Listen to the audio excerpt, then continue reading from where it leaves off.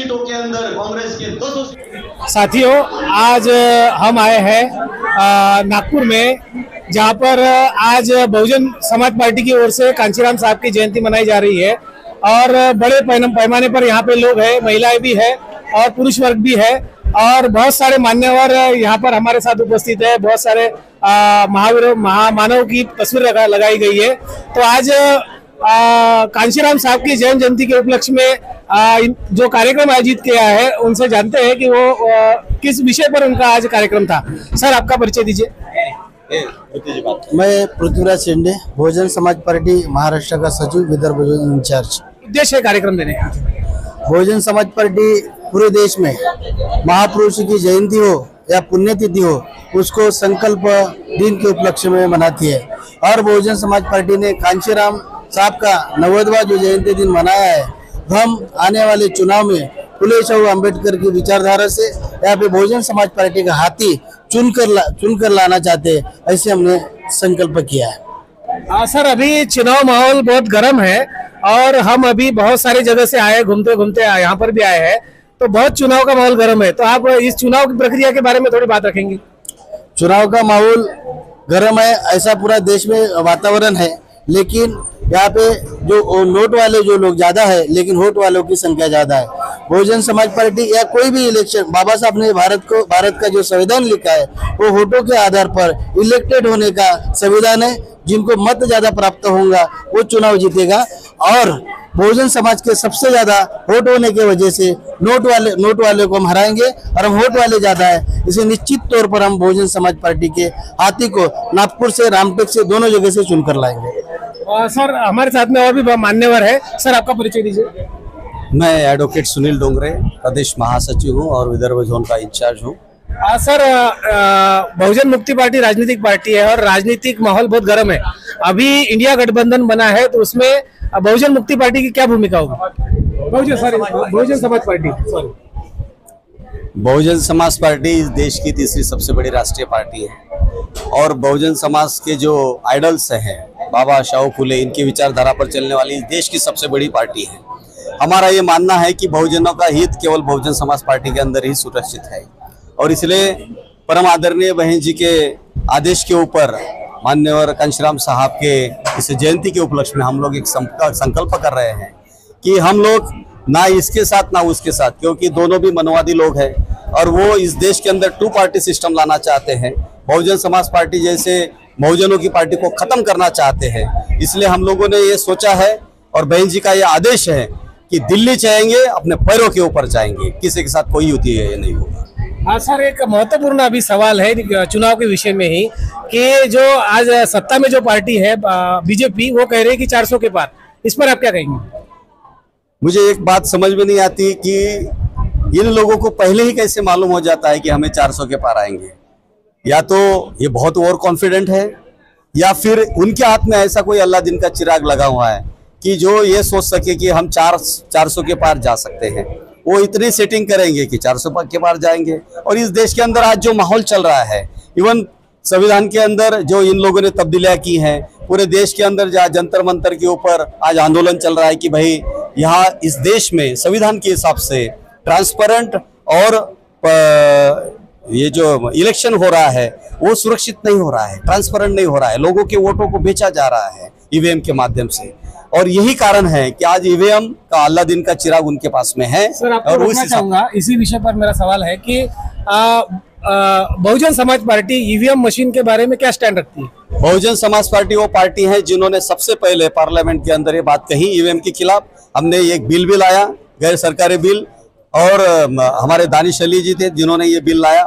Bahujan Samaj party की पैरवी की। बहुजन समाज पार्टी ने पहली बार, बहन जी ने ये बात कही कि सुप्रीम कोर्ट के अंदर इस चीज के खिलाफ, ईवीएम के खिलाफ कोई पार्टी चिल्लाने वाली है जिसने केस फाइल की है तो बहुजन समाज पार्टी है।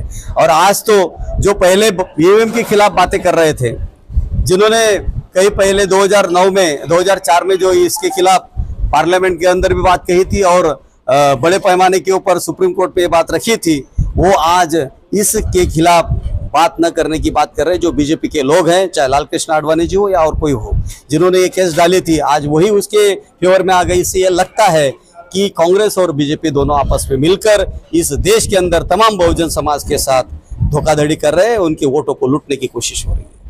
सर आखिरी सवाल कि सर आपका परिचय दीजिए। मेरा नाम इंजीनियर दादाराव उइके, महाराष्ट्र प्रदेश कार्यकारिणी सदस्य हूँ बहुजन समाज पार्टी का। सर अभी ये देखा जा रहा है कि पूरे देश में ईवीएम का माहौल गर्म है और वकील लोग भी, जो हाई कोर्ट के वकील है, सुप्रीम कोर्ट के वकील है, वो भी ईवीएम के खिलाफ रास्ते पर आंदोलन कर रहे हैं। तो आप क्या स्टैंड रखते हैं?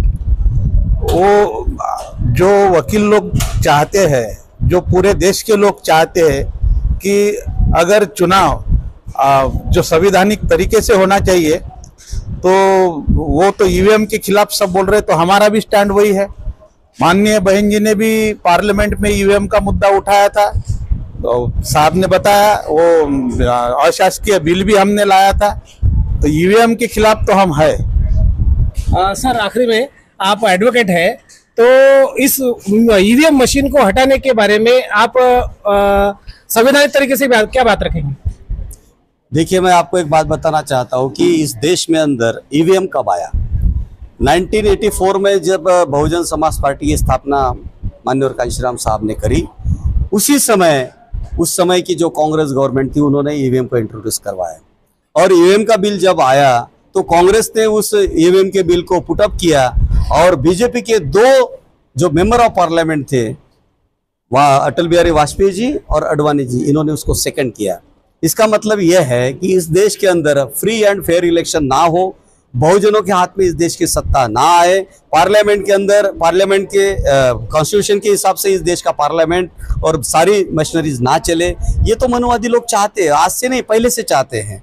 अगर ईवीएम को हटाना है तो सभी जो बहुजन समाज के लोग हैं, सर्व समाज के लोग हैं, उनको ये समझना होगा कि ईवीएम पूरे विश्व के अंदर कहीं पर नहीं चलता, जो टैंपर्ड होता है, इसलिए बाकी के स्टेट्स ने इसको बंद कर दिया। आज हमारे राज्य में चल रहा है, हमारे स्टेट में चल रहा है, हमारे देश में चल रहा है, तो उसको बंद करने के लिए एक जन आंदोलन की गरज है।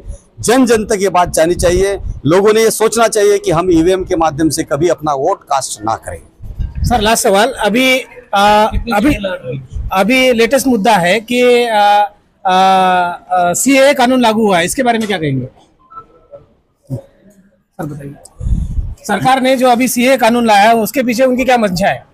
ये तो सीधी सीधी बात है कि वो यहाँ के दलित और यहाँ के मुस्लिम समाज के लोगों को दुय्यम दर्जे की नागरिकत्व देना चाहते हैं।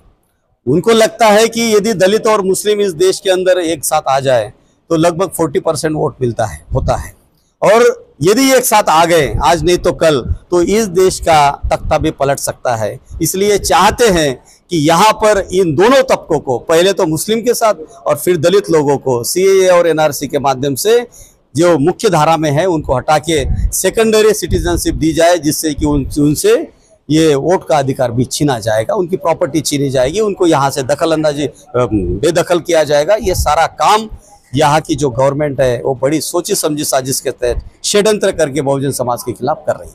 धन्यवाद। सर लास्ट सवाल, जो बीएसपी है अकेला चुनाव लड़ना चाहती है, तो वो महाराष्ट्र से कितने लोगों को खड़ा? हम पूरी 48 सीट्स लड़ेंगे और अपने दम पर लड़ेंगे, अपने बलबूते लड़ेंगे और हम जीतेंगे भी। सर लास्ट में हमारे बहुजन समाज पार्टीचा बहुजन समाज को क्या संदेश देना चाहेंगे? बहुजन समाज को ये संदेश देना चाहते हैं कि भाई, आप लोगों को पिछले 5000 सालों से इन लोगों ने बहुत लूटा है, ये समय आ गया है लड़ाई का। आप इकट्ठा हो जाओ, संगठित हो जाओ और आपकी जो हितैषी बहन कुमारी मायावती जी है, उसके कंधे से कंधा मिलाकर आगे चलो। बहन जी आपका कल्याण कर सकती, इस देश के अंदर बाकी कोई कल्याण नहीं कर सकती।